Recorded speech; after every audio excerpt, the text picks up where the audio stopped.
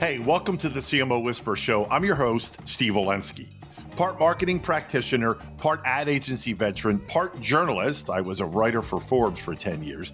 I've had so many insightful conversations over the years with business leaders, to athletes, to celebrities, to, of course, CMOs. The only difference now is instead of sharing those insights through written form, I'm doing it this way. My guest today is Jake Nishimura, Vice President of Marketing at Kiswe, a company that's quietly changing the way some of the biggest names in sports, music, and entertainment connect with fans around the world. Now, Jake's career started on the live event side of the business, promoting concerts for artists like Taylor Swift and Ed Sheeran, before making the jump into streaming, where he's helped bring live experiences to audiences for everyone from Queen and the Rolling Stones to Jack Harlow. Now, he's also been instrumental in helping Kiswe expand into the creator economy, working with bands like Smosh, Rhett and Link, and the Try Guys. Today, his role goes beyond partner marketing as he now leads Kiswe's broader B2B marketing efforts, giving him a unique perspective on where technology, content, community, and brand are all headed. Jake Nishimura, I said it right. Welcome to the show. Thanks for having me. I really appreciate it. I practiced all day, or at least the last 30 seconds, one or the other. Okay, your career, dude, it's just incredible. And you started promoting live concerts before moving into the live streaming, and now you're into B2B marketing. I want to take a step back and talk to us about some of the biggest lessons from those early concert days that still resonates today. Yeah, I was very lucky to have ended up at Messina Touring Group, where and cutting my teeth really with some of the best in the business. We share a mutual contact over there, and I know firsthand that the people at Messina Touring are shout out to Kate. We got to say her name. Shout out to Kate. Go ahead. Yeah, shout out to Kate. Yeah, absolutely. So I was very lucky to be brought in to kind of lead their digital marketing efforts there, and man, a lot of the lessons that I learned there, I'm still applying today at Kiswe, right?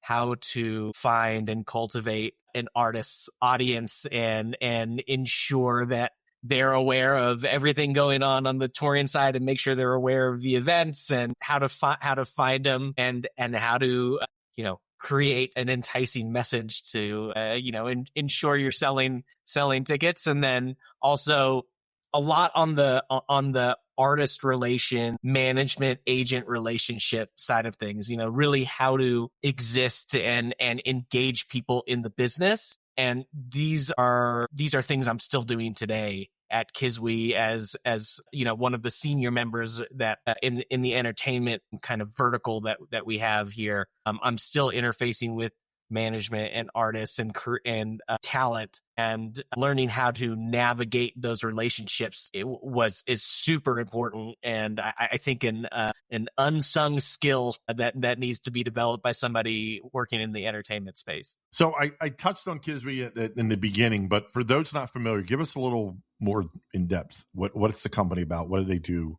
So Sure. Yeah. We are a streaming technology and services company. So we build and power direct-to-consumer streaming events and platforms for some of the biggest entertainment and sports brands in the world, as you mentioned at the top of the introduction here. So on the music side, we work with BTS for the longest time. We broke multiple Guinness Book of World Records with them on live stream attendance. We did the Black Sabbath's final show we streamed last summer, which was amazing to be connected to help connect a global fan base like that for such an important celebration was something that was really special. We operate in the creator vertical as well. You mentioned Smosh and Mythical with Rhett and Link.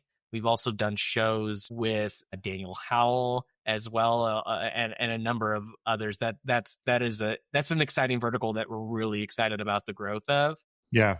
And then in sports, we power a lot of direct-to-consumer streaming platforms for big sports teams. Like we work with the Smith Entertainment Group on SEG Plus, which is the localized streaming platform for the Utah Jazz and Utah Mammoth. We work with the New Orleans Pelicans. This is our first season with the Portland Fire on Fire Plus, which is really exciting. They're a brand new WNBA team, and that's one we're really excited about. And then coming up next week, we are launching MW Plus for the Mountain West Conference. So we'll be the streaming platform for them, but among a number of other sports clients that we have. Yeah. Yeah, and it goes without saying, but I'll say it anyway, that sports, it's always been big, but it just seems like the last 6, 12, 18 months, it's just exploding. It's just in general, not just you mentioned the new WNBA teams, but this year's the World Cup. And just in general, do you get that sense too, even agnostic of your role, just as a consumer? Yeah, there have been a lot of developments and changes within the sports space that are really exciting, especially for a company like us. In the last 12 to 18 months, we've seen a lot of movement with sports teams taking advantage of the opportunity to really own their digital distribution a bit more, especially as it relates to their local audiences, own that relationship with their fans, and really drive, deeper engagement with their whole fan base. And we've seen this, across a range of sports entities, right? So it's not just the biggest NBA and WNBA and hockey teams. We work with clients like the Next Chapter League, which is a digital first 1v1 basketball league on their subscription platform, and direct to consumer digital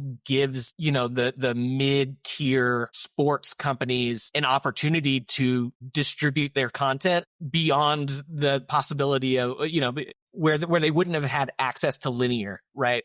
But digital gives them the access to their fan base and allows them to build a company without, having to go through the traditional gatekeepers. Right. You're in a unique position to talk about this next topic, and it's events. So there's in person, right? Mm-hmm. And then there's digital.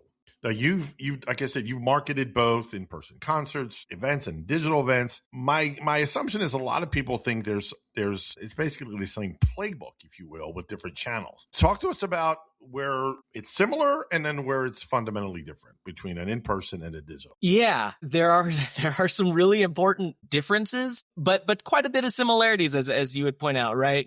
Fans still expect a high quality, uninterrupted viewing experience, something that they can access easily. And that's something that we deliver both that we delivered on all of our in-person concerts, but certainly at Kiswe with our streaming events. We still need to be able to find and activate fan communities to get them excited about whatever event we're marketing. And yeah, so those are the biggest, we operate across a lot of the different same channels as it relates to paid media and the importance of ensuring that the artists or the talent are posting and supporting the events are all crucial. I think where it gets interesting is in the differences, right? With a lot of events that I was working on at Messina at the arena and stadium level, reserved seating meant that there was an incentive for fans to buy tickets early to get the best seats. Yep. Right.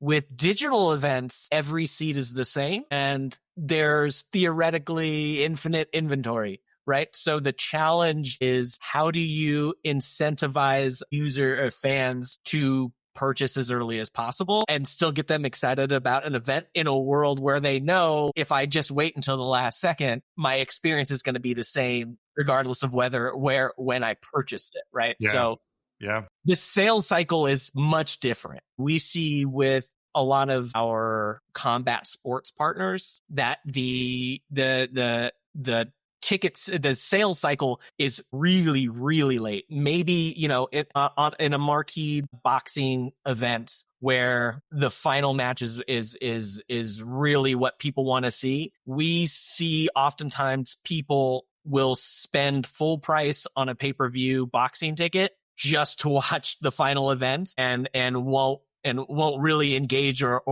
watch any of the undercard. Right. So how do you adapt your marketing plan to get in front of people at the crucial moment when they're making their buying decision, when it happens so close to either the start of the event or like the headliner of the event? So it brings up interesting marketing challenges from that perspective. Yeah, I would imagine, an advertiser is going to go, hold on, wait a minute. Why are you, not to you, but just in general, if I'm going to advertise on an event and it's like a card of fights, like you mentioned, and they're not stupid. They know going in that the majority of people are not going to watch those preliminaries, like you're saying, the undercard. I only want my message in front of the crowd who's watching the main event. But there's only so much ad time to go around. Yeah.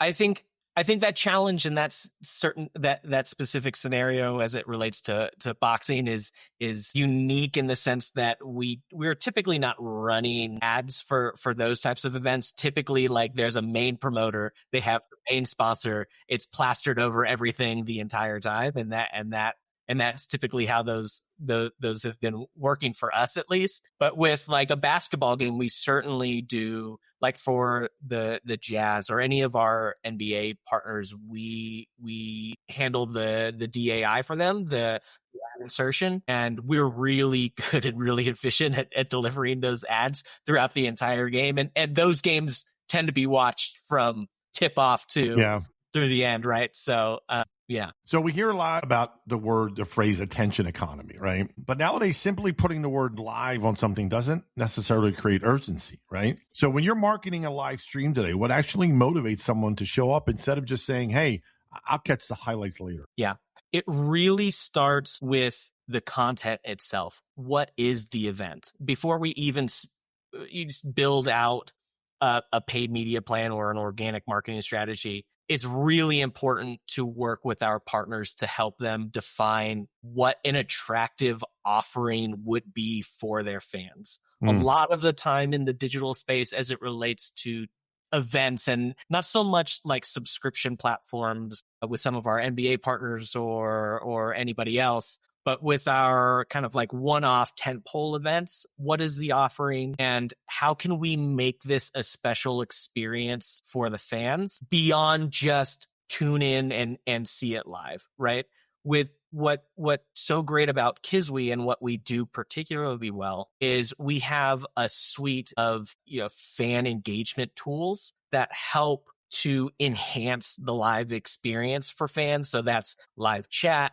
We allow fans to submit short video selfies that appear kind of as a ticker at the bottom of the screen so fans can see their fellow fans in the experience. We've done events with creator partners in particular, utilizing our polling feature to actually allow the audience to influence the direction of the show, kind of like a choose your own adventure in real time. And then we are able to incorporate some of the talent into the chat if they'd like, or we can create exclusive VIP after shows that are kind of like Q&A session, like more intimate Q&A sessions with fans and artists. So how can we take the core idea of the event that they want to do and expand that to make it a can't miss event for their fans? And it really starts with the core idea of what what the event is. Yeah, and it kind of brings me to partnerships, right? Now the Kiswe is not just providing technology, right? You're helping partners maximize these events, right? So talk to us a little bit about what does collaboration actually look like and what separates the strongest partnerships from ones that struggle? Yeah, that's a great question. And I think that this is another area where Kiswe really shines. So we don't look at ourselves as a technology provider, right? We're not a vendor. We're not a company where a customer wants to do a live stream, they come pay a fee to access our technology and off they go. We are invested in our partners' success. And that means we provide them not just the technology to reliably deliver their live stream event, but a number of services to help them achieve whatever their business goals are for that particular event. So that means, we talked a lot about marketing. We provide a lot of marketing services. We engage anywhere from simple consulting advisory role on best practices and strategies all the way to handling paid media for our partners. We do that with a number of partners that don't have that resource in-house, so we provide it to them. Right. We also have an operations team that a dedicated operations team that is with our partners from launch of the product all the way through the end of the event to ensure a seamless fan experience, meaning they can buy a ticket really easily, get right into the show, have an uninterrupted viewing experience, but also ensure that our partners also can reliably deliver the event to their audience, knowing that we build branded platforms and it's really our partner brand on the line if something happens during the stream, and we take that responsibility very seriously. We also have a customer service team that is available to answer any questions fans have throughout the event and leading up to it, right? So this is not something that our partners have to handle. We handle that in-house. We have piracy services where we can get pirated streams taken down in real time during the event. So yeah, we provide a lot of support services to ensure that whatever event, campaign, subscription platform that we're working on with partners, that it's a flawless experience for everybody involved, and that our partners are able to, meet whatever their business goals are for that campaign. Yeah. Now, you've also made this transition kind of from leading partner marketing to overseeing B2B marketing, right?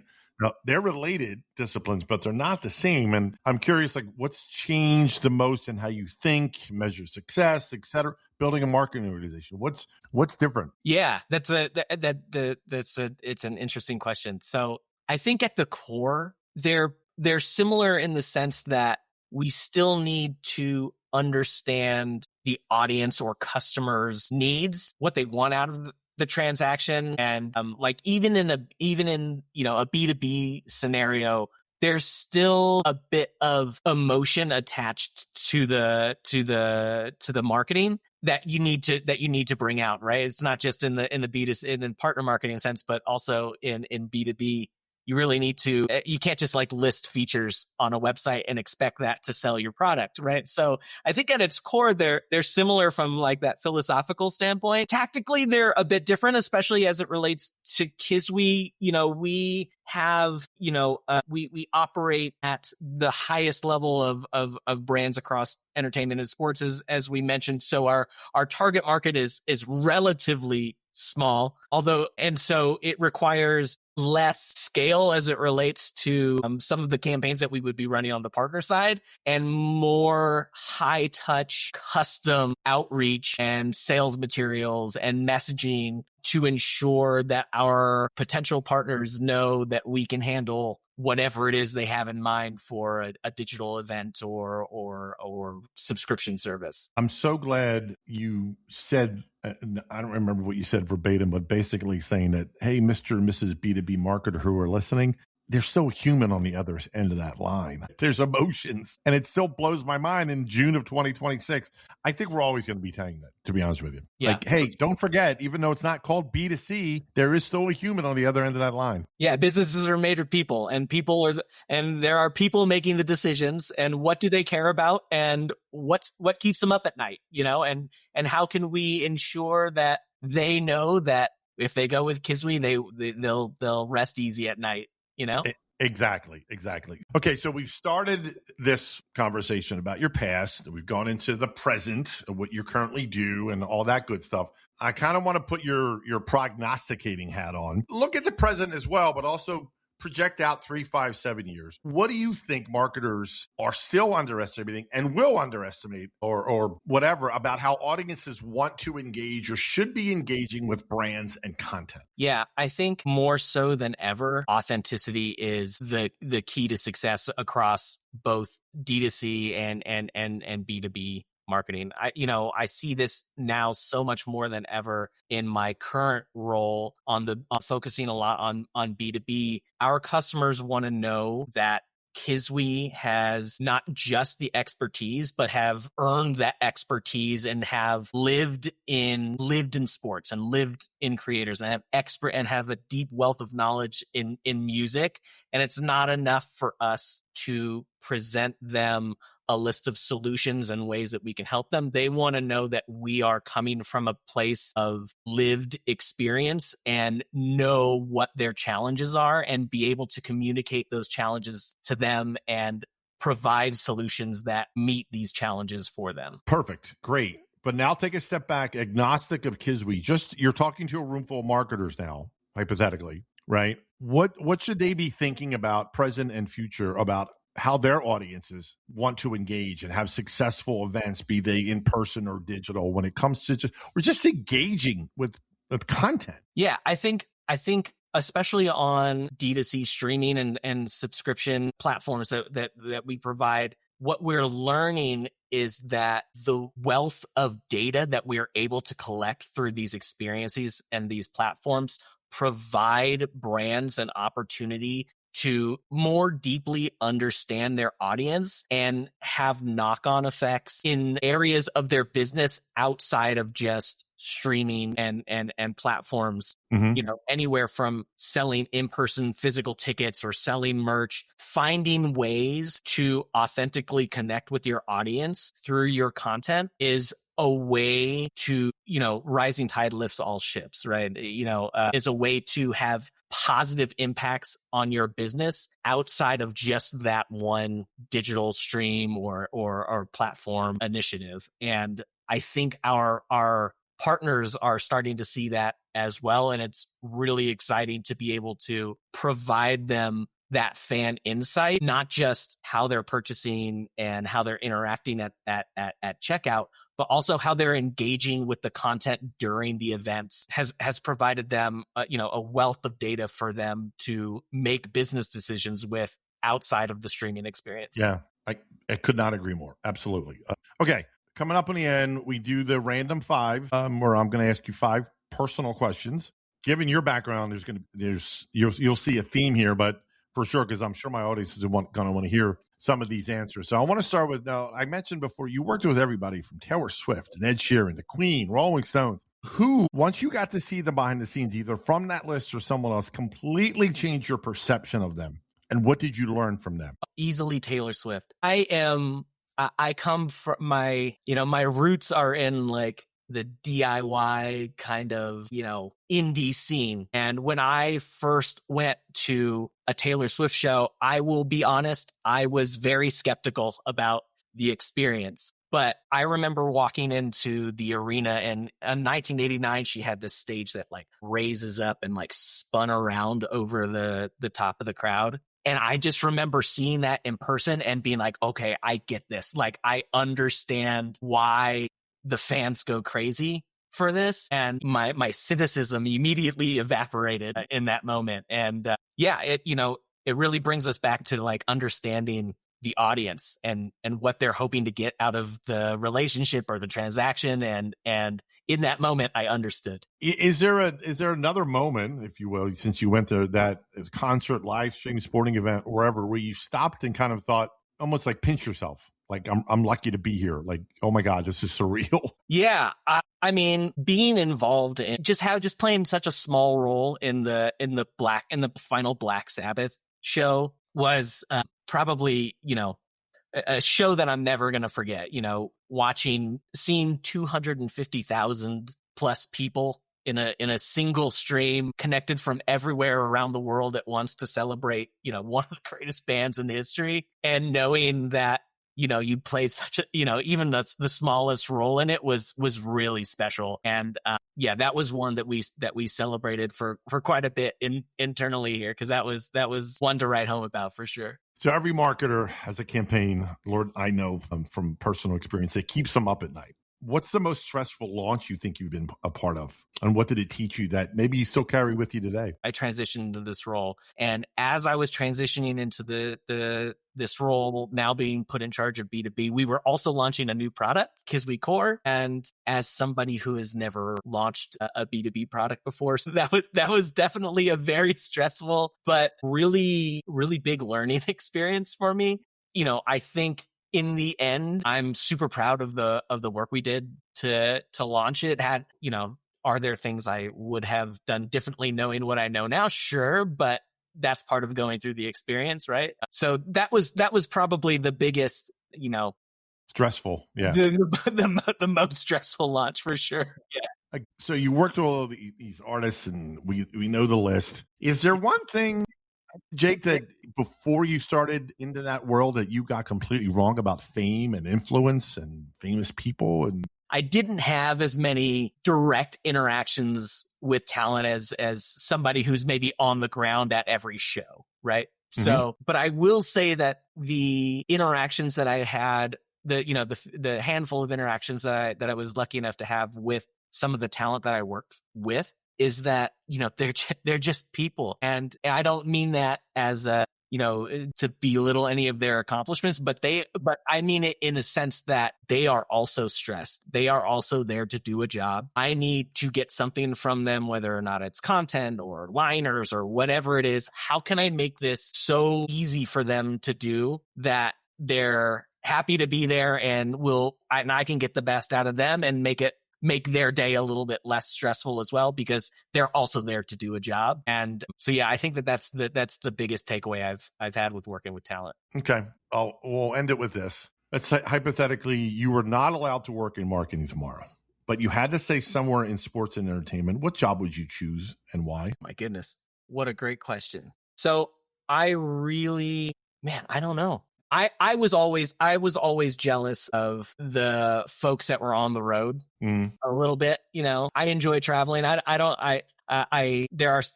were days where I don't know how they did it, but working with like a small team to put together a show, like day to day out and traveling, and the camaraderie I feel that they must have experienced, that would have been fun to do for a short time.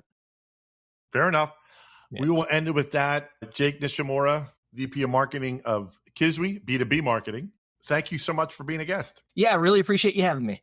Well, that wraps up another episode of the CMO Whisperer Show. I hope you shared this episode with your friends. And if you have not already, please subscribe to be kept up to date on all the latest episodes. And if you're so inclined, leave me a review on your favorite podcast platform. Thank you.